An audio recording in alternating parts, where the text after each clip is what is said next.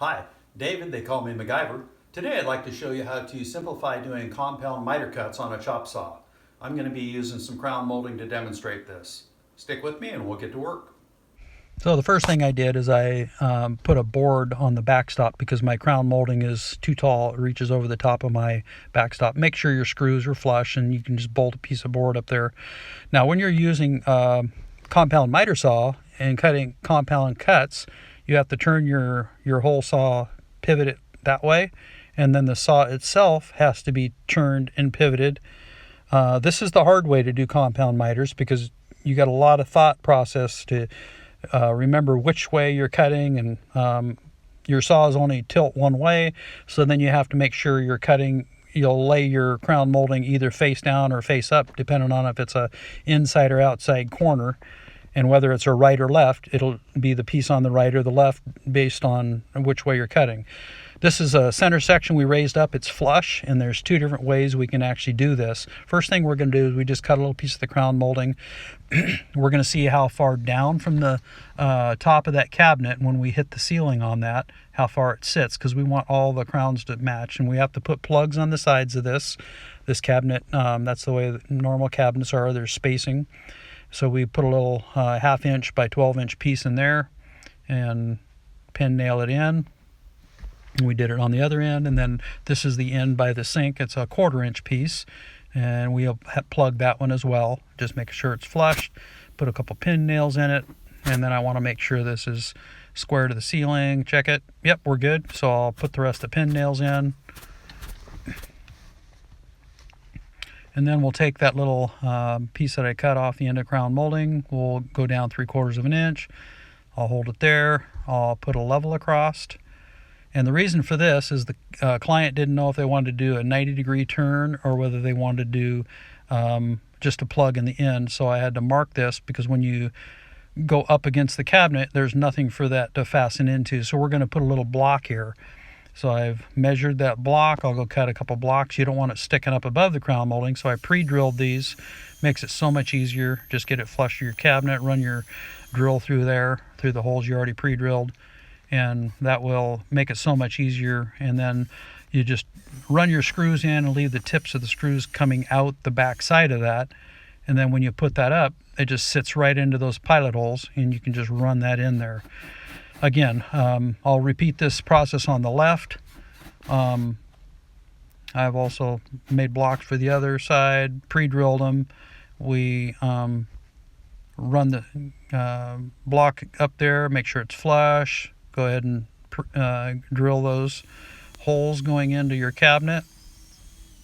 And then after you've done that, then you'll run your screws in. So that's what I'm going to do here. I'm going to run the screws into it and just let the tips come out the back side. And those tips will fit right into those pilot holes. And then you can run those in.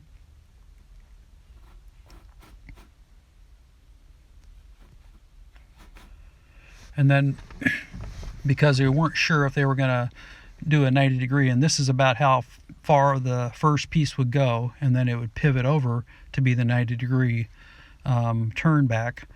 They weren't sure, so I had to put another block in there if this is the way they were going to go. You see I had to fill in that extra space. But when you're doing the 90-degree corners, the first piece, the bottom end, is in quite a ways.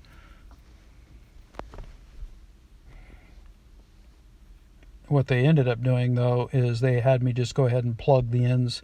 So what I did after I had all this in there, then I went ahead and just made a little triangle to plug the end of that crown molding. So here's my piece here. I made one for each end, pre-painted them, and then I took that little piece. This is for my jig. I cut the blocks for the dimensions on that. This is going to be the easy way to do compound miters. After you've got it up there, you put clamps on it, you pull your blocks out, and now you're ready to do your first cut. Now this is a measurement is 30 inch, so I've got a 30 inch right outside corner and 30, and then the other would be outside left corner. So I just go ahead and cut my first 90 degree. Again, my crown molding is upside down because when you're measuring, all your measurements are from the bottom of the crown molding where the cabinets are, and you put your marks there, and it's so much easier than trying to line up the 45 degree to the bottom when you're cutting with the crown molding right side up. So now I will spin the saw for my other outside corner. Again, my crown molding, I measured it 30 inches on the bottom. It's upside down so I can see that mark, and I'm cutting my other outside corner. Okay, that piece is done, and while we got the saw set up, we're going to go ahead and do some more outside corner cuts. There's 3 outside corners, so that's 6 pieces that have to have outside corners cut, a right and a left on each side. So we're just doing some of those cuts right now.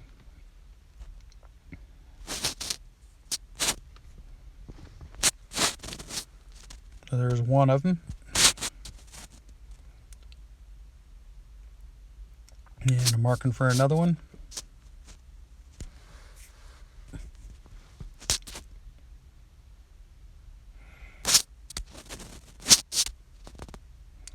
Every time you move your saw, you have to put the blocks back in for spacing.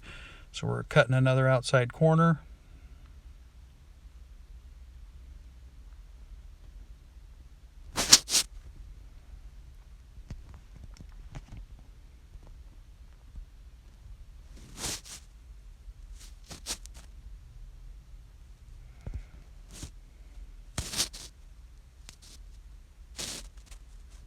And that would be for the other side.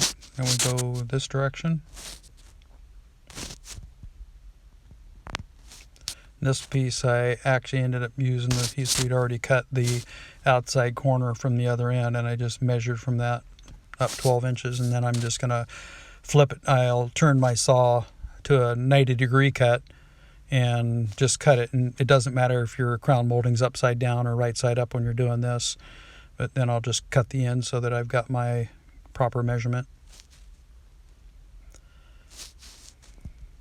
And then this part here on the left, we're going to have a straight piece with a plug in the end. We've already pre-painted it. So now what I'm doing, I'll just take this triangle piece and I'll put some pin nails in there and make sure it's flush. And then we're going to go up here, and you see the tape up here. What I did is I measured it, and I'm just rechecking to make sure I'm down the 3/4 of an inch. I'll take my crown molding that has my plug in the end. I set it up there on the tape edge. Make sure we're good and square. And then I'll get my nail gun and I'll go ahead and run my nails in.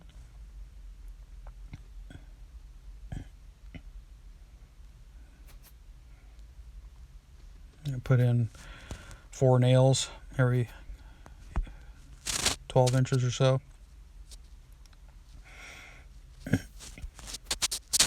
Then after I've nailed it, I'll just take my caulking and put a little caulk in all those holes. I'll pull the blue tape off and get it out of the way, and then put some caulking in all my nail heads where my nails went in. And then we can touch up paint that later. Just put a little bit on the finger and fill those nail head holes. And then also we want to put some on the end where I nailed that little triangle piece in the block. Put a little caulking in all those holes. And we'll, like I said, we'll touch that up with some paint. So that raised section, we ended up installing the microwave in. You can see we're all complete there. You got your inside corner there, outside corner there over by the sink. 2 outside corners up in the center, the plug in the end. And then you see the microwave there, and we're set.